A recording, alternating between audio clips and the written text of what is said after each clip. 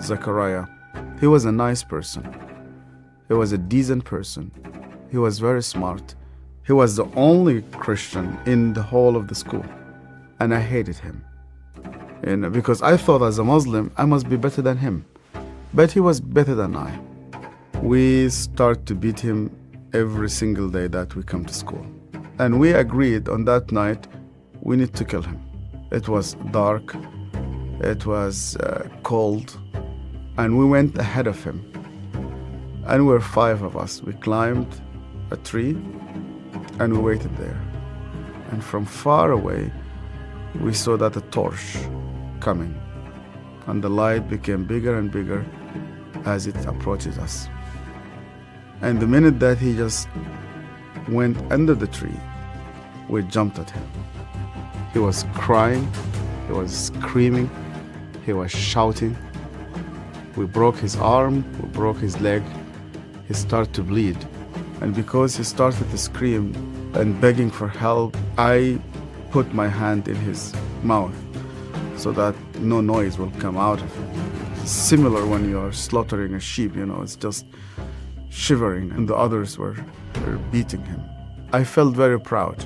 You were actually doing something for Allah. You want to please Him.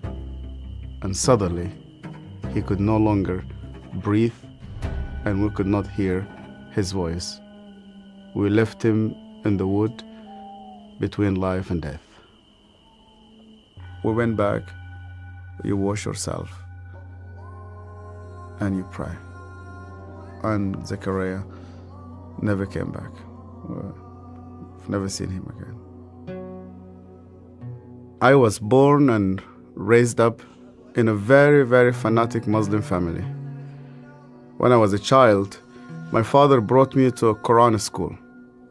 I was only 8 years old, and my father just dropped me there. They shaved my head. We sat in a circle. The Shaykh sat in the middle of this circle, and he has a very long whip. I was forced to memorize the Quran. Every mistake that you do, this whip will just come right in the middle of your head. You're not allowed to cry, because in our culture they tell you men never cry. I was crying every single night. And they told me you belong to the Islamic Ummah, and that's why you fight for it, you stay loyal to it. I started to hate people, to hate everybody who's not a Muslim. And I especially used to hate the Jews. So I was preparing myself to go and fight for Allah in the jihad. But every night I went to bed, and when we put the light off, I did not know what will happen with me if I die. My cousin was severely sick, and the doctors, they said he's going to die. They gave him only a couple of days. And one day came 2 people. They were Coptic Christians, and one of them wanted to greet me, and then I saw he had a cross, and then I pulled my hand back. I said, well, I'm not going to touch a hand with a cross. And then he said to me, we hear that this child is sick. We would like to pray for him. And only out of politeness, I told them, okay. And they started to speak to God like a person that he speaks to his friend. They said, God, please heal this child. The minute that they said, Amen, this child opened his eyes for the first time in 4 weeks. He started to move his hands. He started to speak. He sat down in his bed and he started to walk.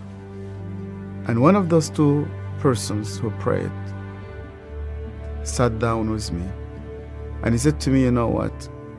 The real miracle is that God wants to change your heart. Do you believe that Yeshua is alive?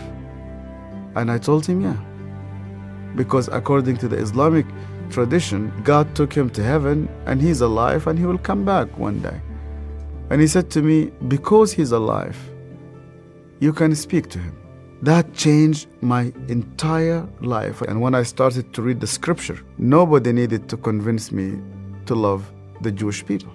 The only way for Muslims to start to love the Jews is when they meet Yeshua. I loved my family, I loved my father, I loved my mother, and I loved my community. And when I decided to follow Yeshua, my grandfather and my father said to me, "You are no longer one of us." They made a funeral. They invited friends and family. They brought a coffin to the cemetery, and they said, "Our son is dead." To be declared dead with no family. I said to God, "Where are you?" I heard this voice, and this voice told me, "You know that the grave where your name is written, you know that grave is empty. And guess what? My grave is also empty." I went to Egypt for the first time after many years, and I was in a pastoral conference. And one of the Sudanese pastors came to me, it's an elderly man, gray hair, started to speak to me, and he asked me, "Where did you come from?" I told him my story. He started to cry. And then I asked him, "Why are you crying?" And he said to me, "Do you remember me? My name is Zachariah." And suddenly, I remembered him. The last time I saw him, it was in that dark night. I could hear suddenly the way that he was screaming, even though that was 25 years. Suddenly I started to see his broken arm and broken legs. I started to see the scars which I caused him. I started to be full of shame. I was a bad person, yeah. I was terrible. So Zachariah looked me straight into the eye again, and he said to me, "Yasser, because you hated me so much, I was always praying for you." He opened his Bible, and the minute he opened his Bible, I saw that my name was written in the first page. I hated him. He prayed for me. On that day, God confronted me. He said to me, "Even before you start to think about me, I was thinking about you.